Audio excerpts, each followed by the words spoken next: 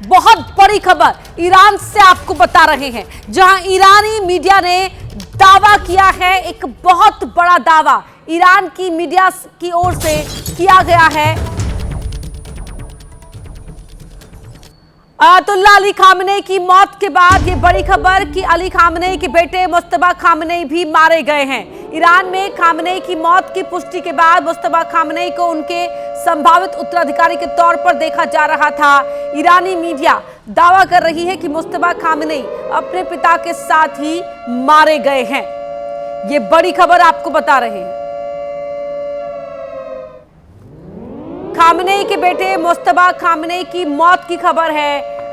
Iran में Ayatollah Ali Khamenei की मौत के बाद मुज्तबा खामनेई को उनके उत्तराधिकारी के तौर पर देखा जा रहा था, लेकिन अब ईरानी मीडिया के हवाले से खबर आई है कि जो हमला हुआ था उस हमले में अयातुल्ला अली खामनेई के साथ उनके बेटे मुज्तबा खामनेई की भी मौत हो गई है। तो ऐसे में अब अगला उत्तराधिकारी कौन होगा, कौन ईरान की बागडोर संभालेगा, इसको लेकर अलग अलग कयास लगाए जा रहे हैं। लेकिन अभी भी जो हालात बने हुए हैं वो हालात गंभीर दिखाई दे रहे हैं।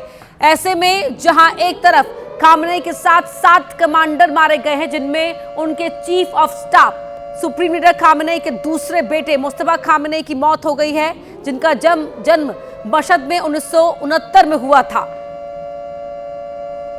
तेहरान और कुंभ में उन्होंने धार्मिक शिक्षा ली थी। मुज्तबा खामनेई के इस्लामिक धर्म गुरुओं के साथ शिक्षा उन्होंने हासिल की थी और उनकी भी इस हमले में मौत हो गई है। बेटे मुज्तबा खामनेई बागडोर संभाल सकते हैं, कल तक के कयास लगाए जा रहे थे, लेकिन उसके बाद ये खबर आती है कि मुज्तबा खामनेई भी नहीं रहे, उनकी भी इस हमले में मौत हो गई।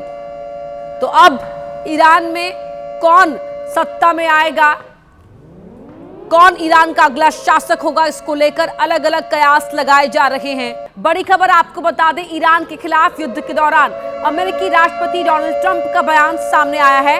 ट्रंप ने कहा कि अमेरिका और इजराइल में संयुक्त कार्रवाई में ईरान की पूरी मिलिट्री कमांड खत्म हो चुकी है। ट्रंप ने यह भी कहा कि ईरान पर अभी भी प्रहार जारी है, ऐसे में ईरानी सैनिक और अधिकारी सरेंडर कर दें। डोनाल्ड ट्रंप ने कहा कि युद्ध में अमेरिका का भी थोड़ा नुकसान हुआ, जिसका वो बदला भी लेंगे। बड़ी खबर आपको बता रहे हैं, डोनाल्ड ट्रंप ने साफ कर दिया कि जो अमेरिकी सैनिक इस युद्ध के दौरान मारे गए हैं, उनकी मौत का अमेरिका बदला लेगा।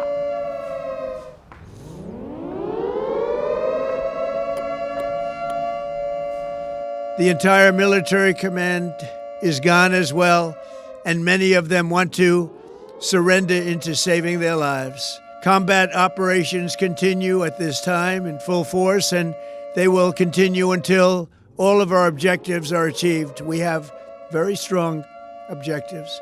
Earlier today, CENTCOM shared the news that 3 U.S. military service members have been killed in action, and sadly, there will likely be more. But America will avenge their deaths and deliver the most punishing blow to the terrorists who have waged war against basically civilization. I once again urge the Revolutionary Guard, the Iranian military, police, to lay down your arms and receive full immunity or face certain death. It will be certain death. This wretched and vile man had the blood of hundreds and even thousands of Americans on his hands and was responsible for the slaughter of countless thousands of innocent people all across many countries. I call upon all Iranian patriots who yearn for freedom to seize this moment, to be brave, be bold, be heroic, and take back your country. America is with you. I made a promise to you, and I fulfilled that promise. The rest will be up to you, but we'll be there to help. We have hit hundreds of targets in Iran, including Revolutionary Guard facilities, Iranian air defense systems. Just now it was announced that we knocked out 9 ships plus their naval building, all in a matter of literally minutes. और एक और बड़ी खबर का रुख कर रहे हैं। इस वक्त की बड़ी खबर आपको बता दें, इजराइल और अमेरिका के ईरान पर धड़ाधड़ हमले जारी हैं। ताजा वीडियो में यूएस आर्मी ने ईरान में मिसाइल सिस्टम को तबाह कर दिया है। ईरान पर अमेरिका के ये हमले जारी हैं। यूएस की आर्मी ने एक बार फिर ईरान पर हमला किया है। ईरान में मिसाइल सिस्टम को मार गिराया गया। अमेरिकी सेना ने हमले का ये वीडियो जारी किया है।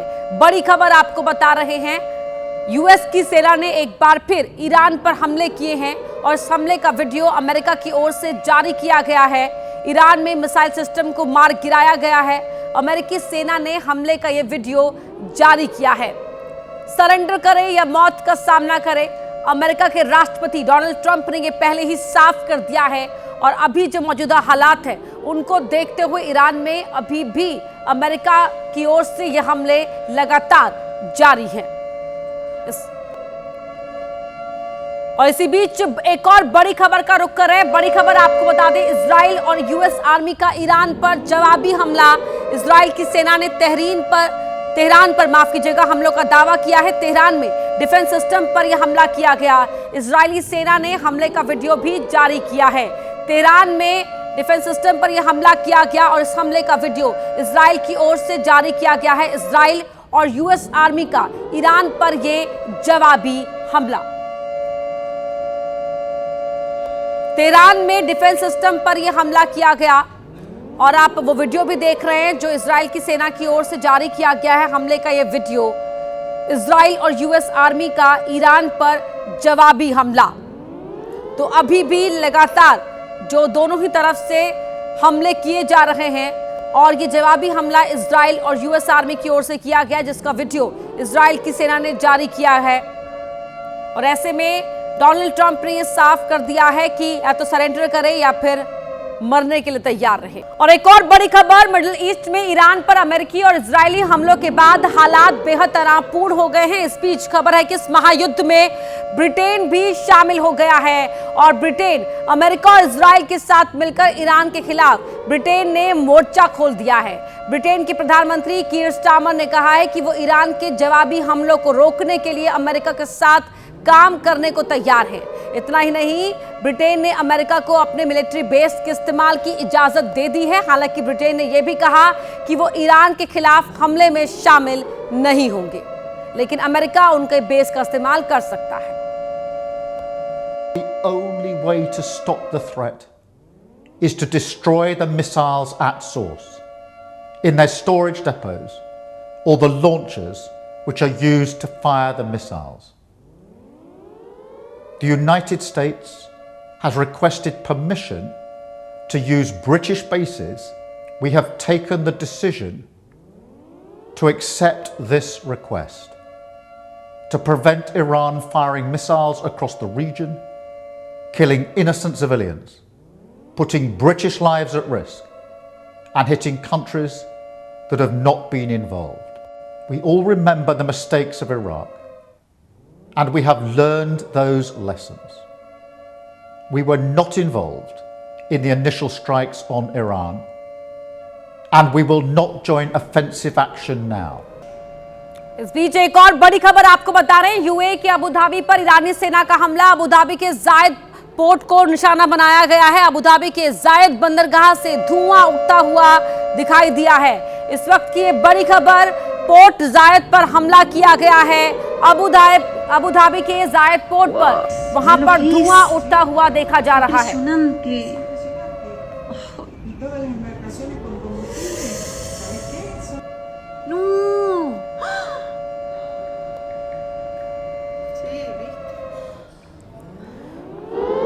तो अबू धाबी के जायद बंदरगाह से ये धुएं का गुबार उठता हुआ आप इन तस्वीरों में देख सकते हैं। ईरानी सेना के हमले के बाद ये तस्वीर वहां देखी गई है।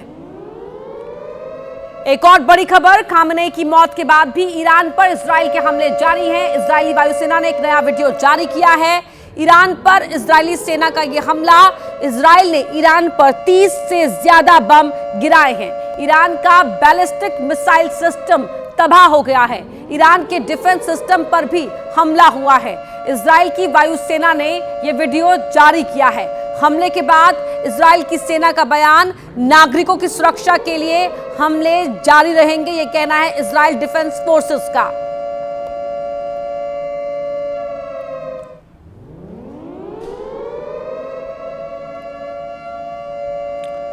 तो इजराइल और यूएस आर्मी ने ईरान पर जवाबी हमला किया है। इजरायली सेना ने तेहरान पर यह हमला किया है। तेहरान में डिफेंस सिस्टम पर हमला किया गया है, ये कहना है इजराइल का। इजराइल की सेना ने हमले का वीडियो भी जारी किया है। तेहरान में डिफेंस सिस्टम पर हमला किया गया। इजराइल ने यह बात कहते हुए हमले का वीडियो भी जारी कर दिया है। अगली बड़ी खबर, मिडिल ईस्ट में जंग के दूसरे दिन हालात और भड़क गए हैं। ईरान के supreme leader Ayatollah Ali Khamenei की मौत के बाद अमेरिका और इजराइल ने सैन्य कार्रवाई तेज कर दी है। इस बीच बड़ी खबर आ रही है कि अमेरिका ने ईरान पर B-2 बॉम्बर से हमला किया है। B-2 बॉम्बर्स ने ईरान पर 800 किलो से ज्यादा बम गिराए हैं। B-2 बॉम्बर्स का टारगेट ईरान में बैलिस्टिक मिसाइल बनाने वाली फैक्ट्री थी। ये वही बॉम्बर हैं जिसने पिछले साल अमेरिका ने जिससे जून में ईरान की 3 न्यूक्लियर साइट्स को तबाह किया था। तो हमले में B-2 बॉम्बर का इस्तेमाल किया गया है। अमेरिका के ब्रह्मास्त्र के तौर पर काम करते हैं B-2 बॉम्बर्स। स्टेल्थ टेक्नोलॉजी से लैस आधुनिक फाइटर हैं ये, और अमेरिकी कंपनी नॉर्थरोप ग्रूमन ने इसे बनाया है। तो B-2 बॉम्बर का जो स्पेसिफिकेशन है उसकी जानकारी हम आपको ग्राफिक्स के जरिए देख रहे हैं। आप टीवी स्क्रीन पर वो तमाम जानकारियों को देख भी सकते हैं। शीत युद्ध के बाद 21 बॉम्बर ही बनाए गए। तो जिस बॉम्बर और बम से ईरान पर हमला किया है उसकी फिर से दुनिया भर में अब चर्चा हो रही है। तो बता दें आपको कि B-2 बॉम्बर वो ताकतवर विमान है जिसकी रेंज बिना दोबारा ईंधन भरे 11,000 किलोमीटर है।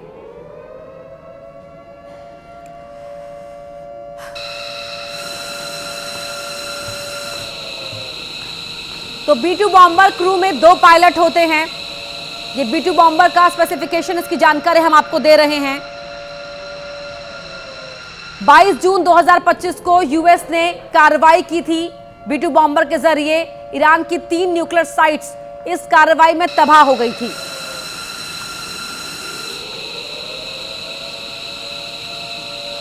इसी B-2 बॉम्बर से ईरान के 3 भूमिगत न्यूक्लियर साइट को, फोर्डो, नतांज और इस्फहान को तबाह कर दिया था। एटमी ठिकाने फोर्डो, नतांज, इस्फहान तबाह किए गए B-2 बॉम्बर के जरिए।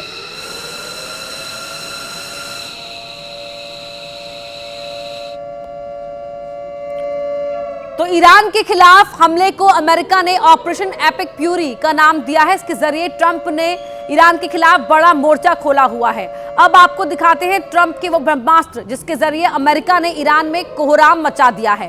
ट्रंप के हथियार जिनसे ईरान में हाहाकार है, B-2 stealth bomber, लूकस drone, F-16, F-18, F-22 fighter jet, F-35 stealth fighter, counter drone system,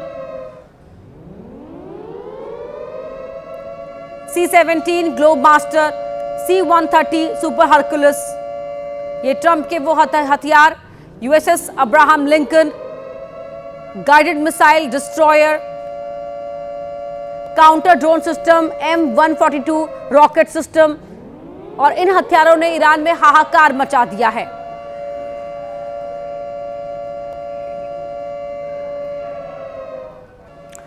और बड़ी खबर का रुख करें, प्रधानमंत्री नरेंद्र मोदी ने इजराइल के प्रधानमंत्री से फोन पर बातचीत की है।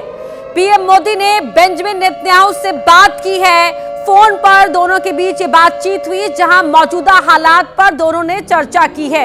इजराइल में भारतीय नागरिकों की सुरक्षा को लेकर प्रधानमंत्री मोदी ने बात की है। पीएम मोदी ने जोर दिया है कि जो मौजूदा हालात में तनाव बना हुआ है, तनाव खत्म करने पर जोर पीएम मोदी की ओर से दिया गया है। और एक और बड़ी खबर, अमेरिका इजराइल के ईरान पर बड़े हमले के साथ पश्चिम एशिया में पैदा हुए गंभीर तनाव के बीच भारत ने, पीएम मोदी ने रक्षा मामलों की मंत्रिमंडलीय समिति यानी CCS की बैठक ली। रात 10 बजे शुरू हुई ये बैठक करीब रात 1 बजे खत्म हुई। CCS की बैठक में रक्षा मंत्री राजनाथ सिंह, गृह मंत्री अमित शाह, विदेश मंत्री एस जयशंकर और वित्त मंत्री निर्मला सीतारमण, NSA अजीत डोभाल और विदेश सचिव विक्रम मिस्री मौजूद रहे। ये उसी बैठक की तस्वीर, ईरान जंग के बीच पीएम मोदी की बैठक प्रधानमंत्री आवास पर सीसीएस की बैठक हुई है। पीएम आवास पर करीब 3 घंटे ये बैठक चली है। बैठक में रक्षा मंत्री राजनाथ सिंह मौजूद रहे, गृह मंत्री अमित शाह मौजूद थे, एस जयशंकर और फाइनेंस मिनिस्टर भी मौजूद रही।